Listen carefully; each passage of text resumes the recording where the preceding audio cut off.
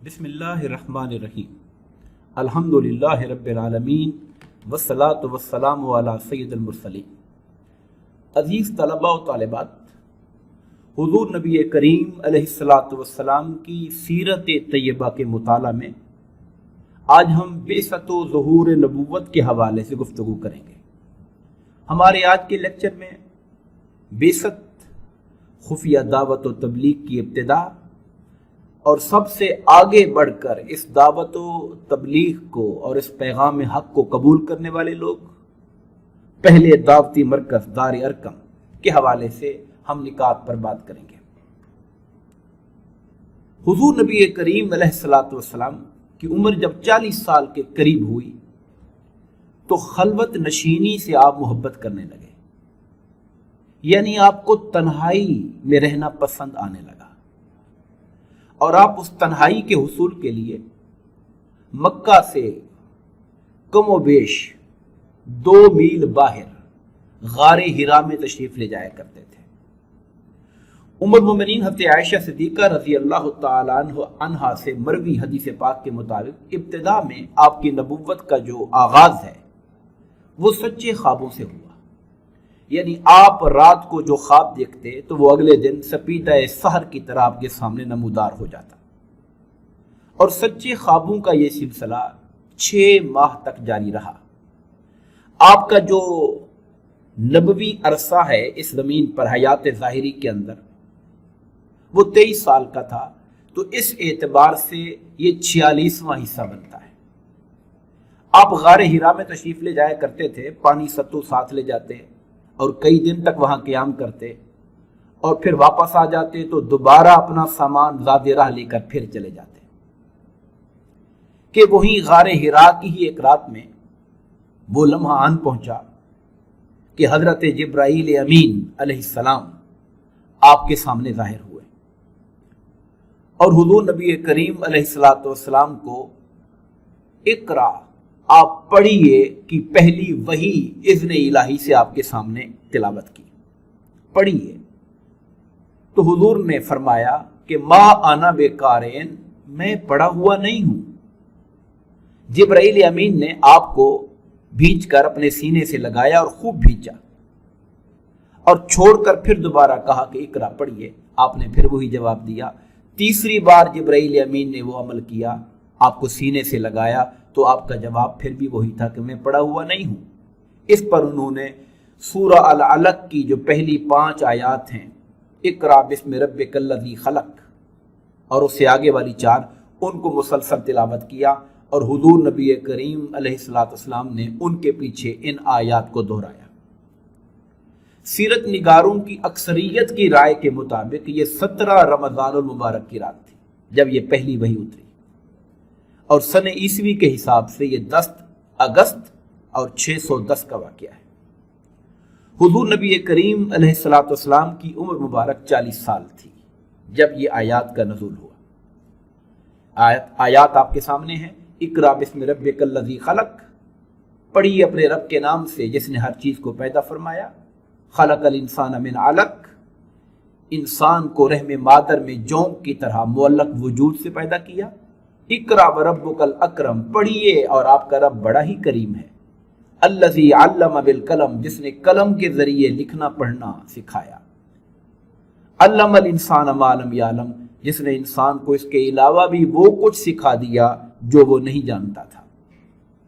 حضور نبی کریم علیہ الصلوۃ والسلام پر جب اس پہلی وحی کا نزول ہوا اور آپ واپس مکہ میں اپنے گھر میں تشریف لائے، تو اس وحی کے پہلے تجربے کی ایک ہیبت اور اس کے وقار کی وجہ سے آپ کے جسم پر ایک کپ کپی کی کیفیت تھی۔ آپ گھر آئے اور آپ نے زملونی زملونی، مجھ پہ چادر ڈال دو، مجھ پر چادر ڈال دو۔ جب تھوڑی دیر کے بعد طبیعت سنبھلی تو آپ نے سارے واقعے کی خبر اپنی شریکہ حیات حضرت سیدہ خدیجہ الکبریٰ رضی اللہ تعالی عنہا کو دی، اور ان سے کہا کہ وَلَقَدْ خَشِیتُ عَلَىٰ نَفْسِی، مجھے اپنی جان کا ڈر ہے۔ انہوں نے جواب میں آپ کی دلجوئی کی اور تسلی کے وہ تاریخی کلمات کہے کہ آپ کا رب کبھی آپ کو تنہا نہیں چھوڑے گا، آپ सिला रहमी करने वाले हैं, तही दस्तों का बंदोबस्त करने वाले हैं, जो दरमांदा और कमजोर हैं आप उनकी मदद व इयानत करने वाले हैं, आप मेहमान नवाजी करने वाले हैं और हक के कामों में लोगों के साथ मदद करने वाले हैं। आपका रब कभी आपको तन्हा नहीं छोड़ेगा। हुजूर नबी करीम अलैहिस्सलाम ने अपनी दावत का जब आगाज किया तो सबसे पहले इस दावत को कबूल करने का शर्फ जिन हस्तियों को हासिल हुआ उनमें हजरत सैयदा खदीजतुल कुबरा रजी अल्लाह ताला अन्हा, इसी तरह हजरत सैयदना अबू बकर सिद्दीक रजी अल्लाह ताला अन्हु और हजरत सैयदना अली मुर्तज़ा रजी अल्लाह ताला अन्हु और आपके घर के खिदमतगारों में से हजरत ज़ैद बिन हारिसा रजी अल्लाह ताला अन्हु, ये वो खुश नसीब लोग थे जिन्हें मोतबर रिवायात के मुताबिक पहले ही दिन, दावत के पहले ही दिन इस्लाम को कबूल करने का शर्फ हासिल हुआ। फिर इन अपने कबूल इस्लाम करने वाले अहबाब के साथ हुजूर नबी करीम अलैहिस्सलाम ने दावत इस्लाम को आहिस्ता आहिस्ता आगे बढ़ाना शुरू किया और अल्लाह ताला के अमर के मुताबिक 3 साल तक दावत और तबलीग का यह सिलसिला खुफिया रहा। वो लोग जिन्होंने सबसे पहले इस्लाम कबूल किया उन्हें तारीख इस्लाम में अस्साबिकून अल अव्वलून के लक़ब से याद किया जाता है।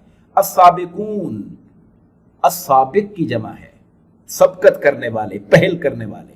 अल अव्वलून, अल अव्वल की जमा है यानी पहले पहले, सबसे आगे, पहले पहले सबकत करने वाले। हमने 4 का जिक्र किया। उनके अलावा सैयद सिद्दीक़ अकबर रज़ी अल्लाह ताला अन्हु की कोशिशों से जिन सहाबा ने अव्वलीन इस्लाम कबूल किया उनमें हज़रत उस्मान बिन अफ़्फ़ान, ज़ुबैर बिन अल-अव्वाम, साद बिन अबी वक्कास, तलहा बिन उबैदुल्लाह, अब्दुर्रहमान बिन औफ रज़ी अल्लाह ताला अन्हुम शामिल थे। और उनके अलावा वो सहाबा किराम जो अव्वलीन इस्लाम कबूल करने वाले दार अरकम में जो जमा हुए थे उनके अस्माए गिरामी स्क्रीन पर आपके सामने।